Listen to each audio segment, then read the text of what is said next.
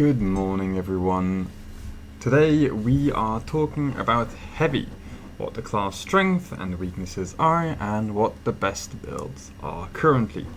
I'm really only going to be showing up with a singular build, and we'll go over it quickly. In terms of class strength, straightforward, the amount of damage you pump out as heavy is second to none. You have the most damage in the game, all of it ranged. You have the best AoE clear in the game, and you have one of the highest survivability in the game. Your only weakness is your ammo dependency. That's it. That is very much it. So, with that said, let's get into the build. We are going to go over the build that I call Saber's Blessed Child, as heavy, as you will see, is one with the strongest options in the game, despite the perks not really looking like it. So, the perks of this build are, one, it's incredible with the Relic Fire Rate Heavy Plasma Incinerator. It's very good with the Heroic Heavy Plasma Incinerator, and it's also very good with the Ammo Melter. In terms of other pros, you have the survivability it has, which is really strong. You have some incredible priority target damage as well as cleave, and you're incredibly self-sufficient.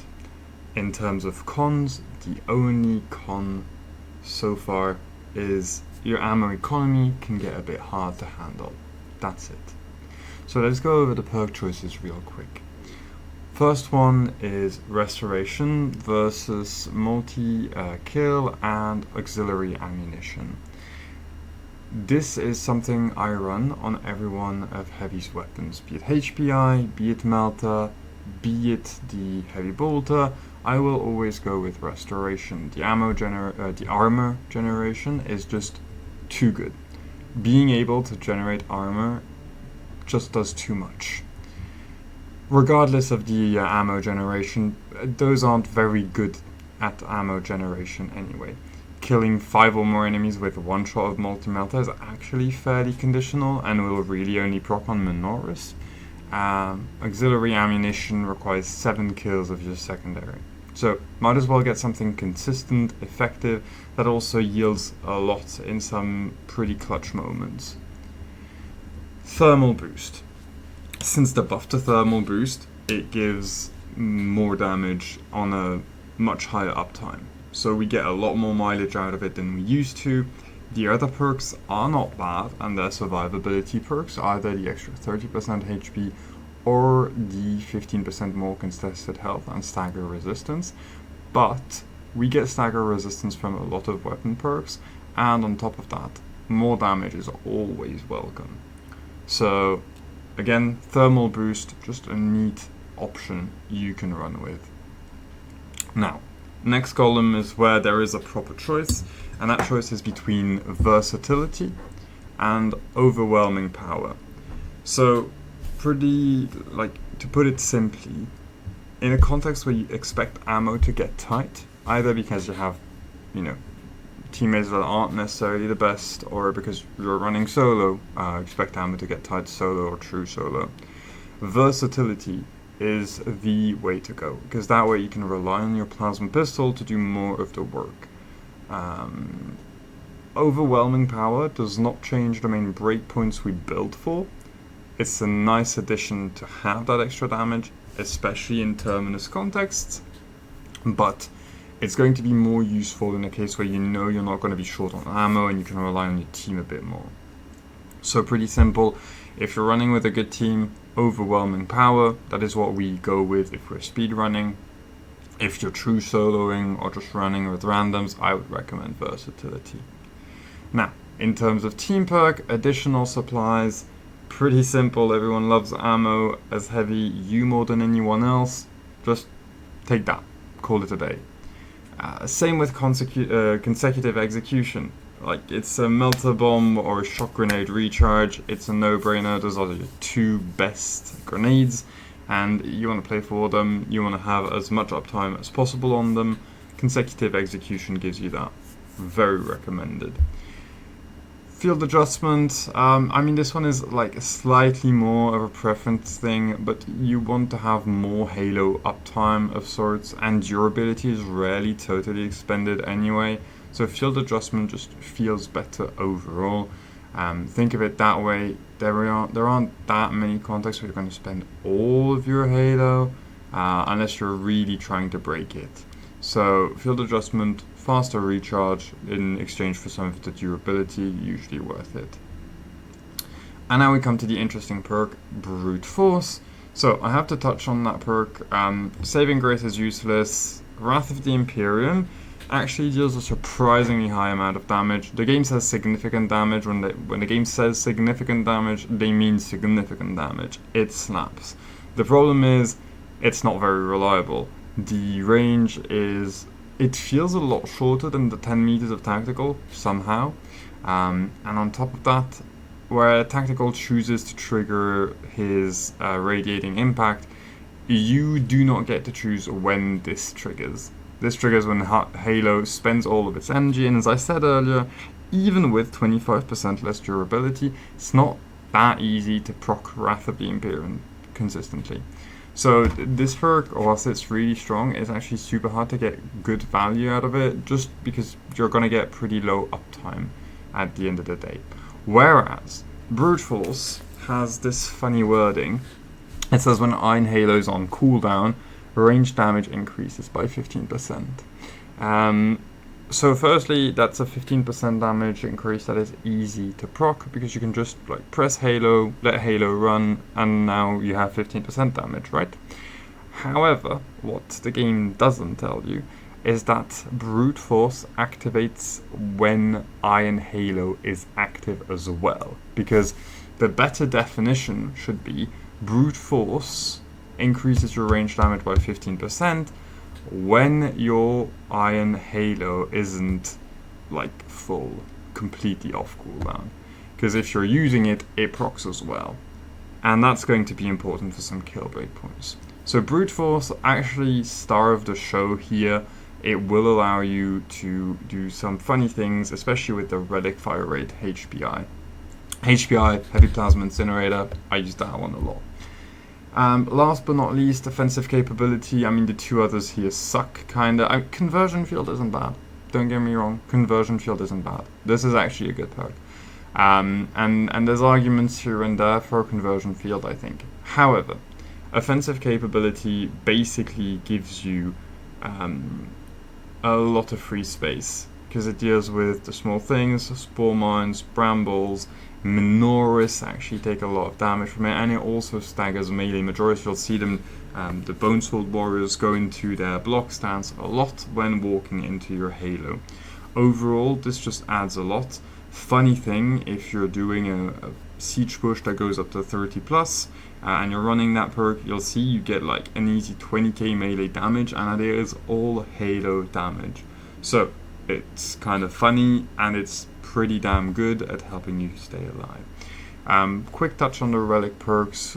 Auxiliary reload, extremist kill, more ammo, pretty straightforward. Duelist to help with the balance, parry frame, indomitable spirit, because we are Gunstrike reliant somewhat in melee, and conviction, because it's such a good perk on pretty much every class that can take it. Conviction usually comes as a best in slot. No surprise here, as heavy, it is very strong. Now I'll touch over the weapons real quick. So I'll kick it off with the Melta here. There is this funny thing with the Melta currently still in the game, where you can double shot, slide pause, shoot again. So you can basically do trade patterns of 2 shots, like 1 small downtime, shot again, and rinse repeat that burst pattern. It does a lot of AoE, it kills very quick. Anything honestly dies quickly to it, and it is surprisingly ammo efficient. The reason it's ammo efficient is because it allows you to run the ammo variant and not suffer from the low fire rate. because it bypasses fire rate issues. The way you do this with the Melta is by aiming down sight, pressing shoot, immediately releasing, aiming down sight, shooting again, right? So ADS, shoot, hipfire, shoot quickly, and then you ADS again and spam shoot, and this will get your third shot out on a shorter delay than usual. So that's how you do 1, 2, pause 1, basically. I'll showcase this right now in a clip. This is just overall an incredibly strong way of playing heavy. I'll also take the time to go over the perks real quick, but as you can tell, we are basically packing some ammo and from there just damage overall. That is going to be usually the case with a lot of heavy things. So here are the clips.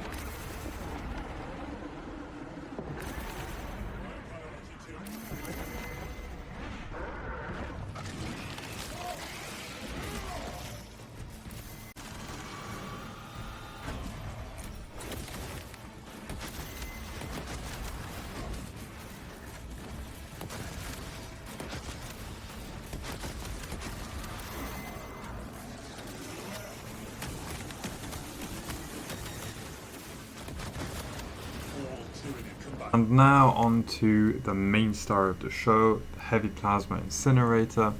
So here we're looking at the fire rate relic variant, Aphelion Liberation. The main reason for that is, whilst it has a tight ammo consumption, so you're gonna be low on ammo regularly, and you're gonna be wanting those extremist executes, this wipes packs in 1 to 2 shots with the build, depending on whether they're ranged Majoris or melee Majoris. And it's still slightly ahead of the heroic variant on single target if you use your burst properly, which is on the amped damage frames over parries. I'll give a tiny bit of context here, but whenever you parry something, they take 50% extra damage. And I know for most people, they will go for a parry and then grab the gun strike. Whereas what you can do is parry and then aim down sight, use the aim down sight to charge your shot and not grab a gun strike. Let the shot go and your charge shot will hit them on the plus 50% bonus damage. So your charge shot is now getting massive damage in. And this is how you pull ahead in single target of the heroic plasma incinerator. The alternative is pretty simple. Heroic plasma incinerator. The main reason is it's very good in all departments, just slightly behind the relic fire rate. It however has a much nicer ease of use. It's not as high skill floor nor ceiling, and it's very easy to just pick up and pump solid DPS with. The ammo efficiency is not as high as you'd expect given the ammo numbers, but it does back it up with good DPS, so it's worth it. I'll share the perks for the Heavy Plasma Incinerator on Fire Rate Relic. The important ones are mostly going to be the ammo restoration on rubber banding your HP. That one is important. And on top of that, this perk is actually very important to proccing boss fights. Retaliation is a plus 25% damage for 10 seconds. So this actually gives you a lot more mileage than you would expect out of your Heavy Plasma. Again, charge shots are your bread and butter. They hit a target cap of 20 people for a whopping 200 plus damage, whereas it's 5 on an uncharged shot. So Heavy Plasma Incinerator, best weapon in the game. I'll put some clips here of the HPI Fire Rate Relic. Activate the Quartermaster's console and wait for Machine Spirit. Instructed to load the implosive warhead onto the train and assist it when necessary.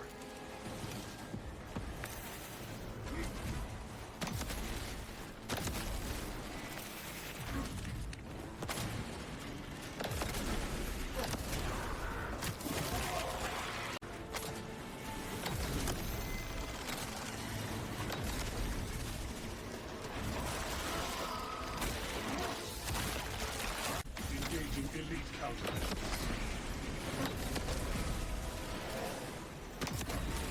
Shield confirmed. Major Tyranids.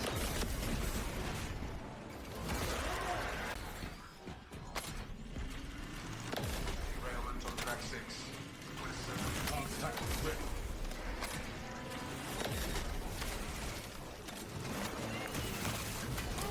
Specialized bioweapons neutralized. Confirmed. Major Tyranny.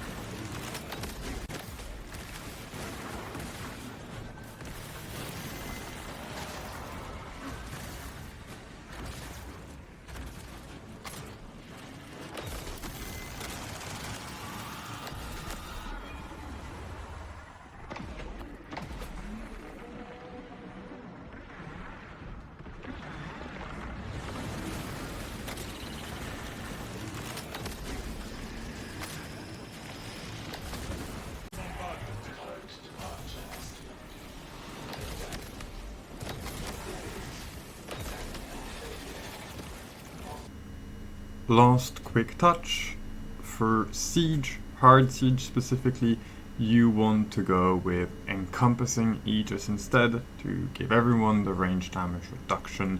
It's very good to your whole group on Chaos waves, especially in higher waves, so 26 plus, when damage from range is really hurting, especially for your tactical who's probably suffering at that point. The rest doesn't really change. You run Fire Rate Relic on Chaos waves and you run Ammo Melter on Tyranid waves. And that's it. The build is, other than that, very much the same for Siege. Some closing words as to the status of Heavy currently. Where does Heavy fit in terms of power level and overall utility for a squad?